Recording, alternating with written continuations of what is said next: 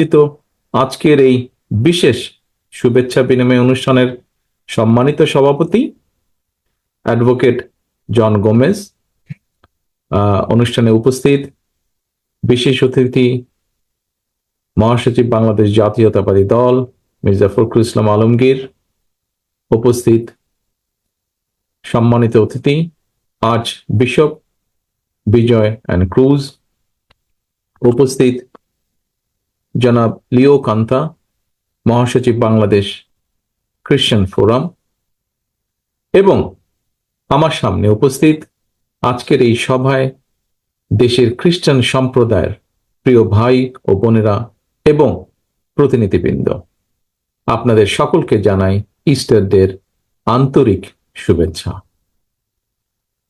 প্রিয় উপস্থিতিবৃন্দ, কিছুদিন আগেই খ্রিস্টান সম্প্রদায়ের মানুষেরা ধর্মীয় আবেগ উচ্ছ্বাসের মধ্যে দিয়ে ইস্টার ডে তথা যীশু খ্রিস্টের পুনরুত্থান দিবস উদযাপন করেছেন।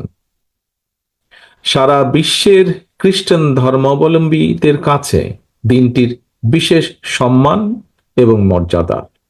এই উপলক্ষে আমি বাংলাদেশ সহ বিশ্বের কোটি কোটি খ্রিস্টান ধর্মাবলম্বী ভাই বোনদেরকে আরো একবার আন্তরিক শুভেচ্ছা জানাই। প্রিয় উপস্থিতিবৃন্দ, খ্রিস্টান ধর্মাবলম্বী ভাই বোনেরা বিশ্বাস করেন পাপাচার, অনাচার, অবিচারের পথ থেকে সরিয়ে মানব জাতিকে সত্য ও ন্যায়ের পথে পরিচালিত করতেই পৃথিবীতে যীশু খ্রিস্টের আগমন হয়েছিল। এই বিশ্বাসের সঙ্গে কিন্তু কারোই কোনো দ্বিমত নেই।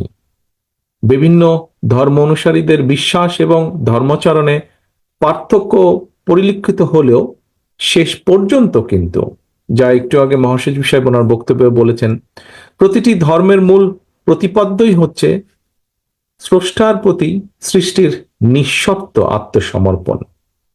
প্রতিটি ধর্মের প্রতিটি সৎকর্মের মূল লক্ষ্যই হচ্ছে পৃথিবীতে সত্য, ন্যায় এবং মানবিক সমাজ প্রতিষ্ঠা।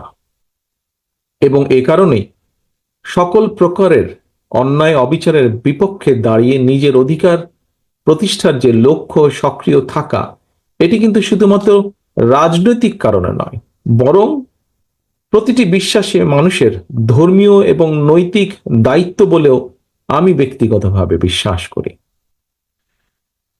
প্রিয় উপস্থিতিবৃন্দ, বাংলাদেশের একজন গর্বিত নাগরিক হিসেবে আমাদের সামনে কিন্তু একটি বিষয় স্পষ্ট, এবং সেটি হলো সাম্য